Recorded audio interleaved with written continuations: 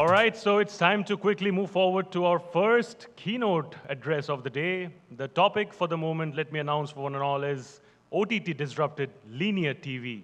What will disrupt OTT?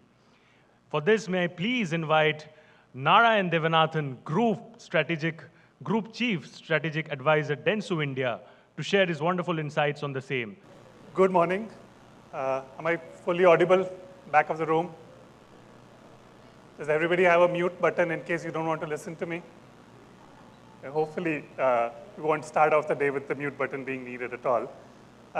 You're all experts of a different level here gathered today in terms of creating content, producing content, disseminating content. And like I said, you are the guys, this industry has witnessed the disruption of linear TV because of, right? So 20 years back, 25 years back, and I see people here who may not have been born that time also, we used to look at the newspaper to see what program we should be watching for the day. We don't do that anymore, and that's thanks to all of you in this room over here, because you've been disrupting what we used to call linear television, because it only proceeded in one direction.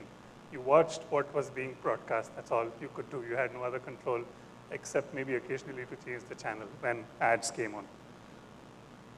If you're the guys who disrupted what linear television was, then what will disrupt you? I know that you're busy producing fantastic content every single moment, every single day, and maybe you're not thinking about it. I have maybe the luxury of doing that because I don't produce content, fabulous content like you every day. And I thought about it a little bit. And I said, what I'll do is bring what I call the Freakonomics perspective. Some of you may have heard of this book, Freakonomics, by Stephen Levitt and Steve Dubner. Became a phenomenon in the early 2000s, and then a second book came out called Super Freakonomics as well. And the basic premise was to look at things that are completely unconnected and then connect the dots and see why big changes happen. Right? I was at a talk many years back by the CEO of Tencent, the Chinese corporation. And they were on this tearing rush to take over the world, right? They were many times bigger than Amazon. They were even bigger than Alibaba at that time. And the question asked of this person was, this is Jack Ma, he said, so you're disrupting the whole world. What will disrupt you? Right? And he said, and how do you anticipate that kind of disruption? He said, I don't know. I'm a paranoid person. I try to figure out what somebody else might do to me and try to do it to myself before somebody else does it. Right? In this own industry, right, I can say this because I'm not affected by it directly, but what 3.5 years back, it looked like TikTok would take over India in terms of short form content, right? And then we don't know what happened in the back of the offices. And one fine day, TikTok doesn't exist in India any longer, right? And so now we have YouTube Shorts, we have Instagram Reels, and we have all of these other types of content. So China became this thing that we were not supposed to say out loudly, even though I can probably wager 50% of the phones in this room are Chinese made still, right? So TikTok was on its way to take over short form content in this country, and it got disrupted. So what dots can we connect beyond the channels, beyond the content, beyond the talent, beyond what we all do on a daily basis? And I looked at 5 things that I thought might be interesting to share with you as perspectives in terms of what might disrupt us. And the first one is what Reed Hastings, the founder of Netflix, once famously called our only competition: sleep. Right? There are studies as recently as last year published, and this was an American study, that said 50% of all Americans are sleep deprived. And in India, the numbers are probably similar. Right? And what that leads to is obviously serious health issues, but what it also means is, yaar, aaj mujhe sone do. Right? I don't want to spend time with the screen, whether it's a small screen or the big screen. Right? And that means that sleep is going to become a serious competitor to everything that you create. On average, if a person watches 3 to 4 hours of content on screens and they're sleeping 5 hours, and the younger generation especially, because you don't have enough time to party and live the good life.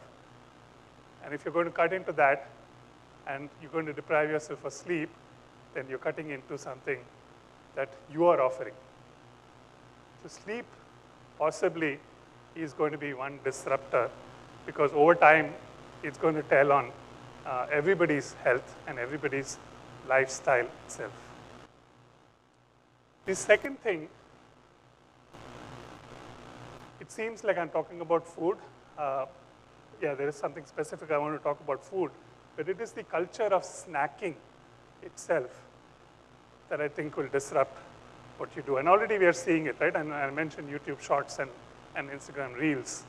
I don't want to get into this whole thing of we have the attention span of a goldfish. हम लोग Game of Thrones पूरे seasons on end binge watch करते हैं. So I don't think it's a matter of attention. I think it's a matter of this culture of snacking itself, which has gotten all pervasive in all parts of our lives, right? In relationships, which is why we've seen the rise of Tinder and Binge and Grindr and Bumble and Meet Me and all of these things. In the way young people are approaching work itself, right? The gig economy. We're happy with freelance jobs. We're happy with going from one thing to another. People don't last in jobs more than 18 months. And even our eating habits, right? So we're constantly snacking. And we are doing that not just with how we consume content, but we're doing that now with how we produce content also.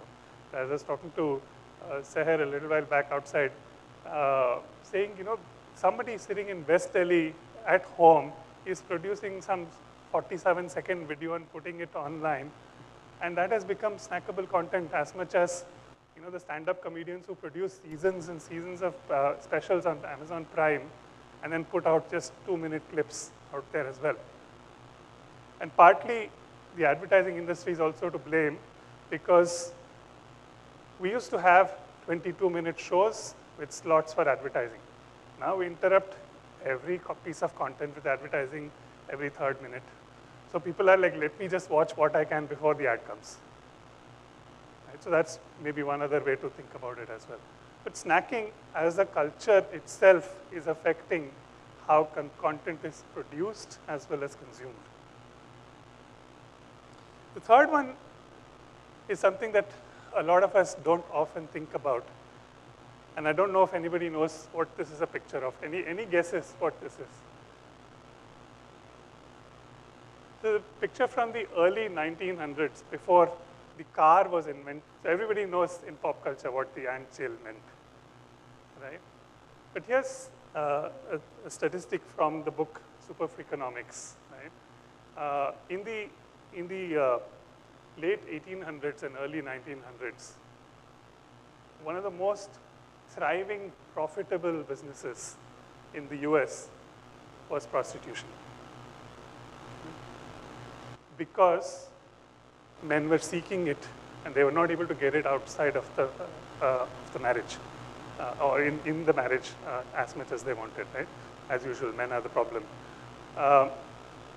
But it was profitable for the women also, and women were making as much as, in today's dollar terms, $200,000 to $250,000 a year, right? It was profitable for them at that time. And then over time, the demand has not gone down, because as men, we've not changed much. But the industry makes far less money because of this. Because sex outside of marriage has become far more acceptable, right? And that's why the rise of Tinder and Bumble and Hinge and Grindr and Meet Me and all of these apps, right? And what that has meant is that people have taken this a little more seriously and spending a lot more time on this, which means it's cutting into the time people spend on watching content as well, right? So now we have more options for in-quotes entertainment. So that's another thing that you're competing with. That's another thing that will probably disrupt you. One last thing.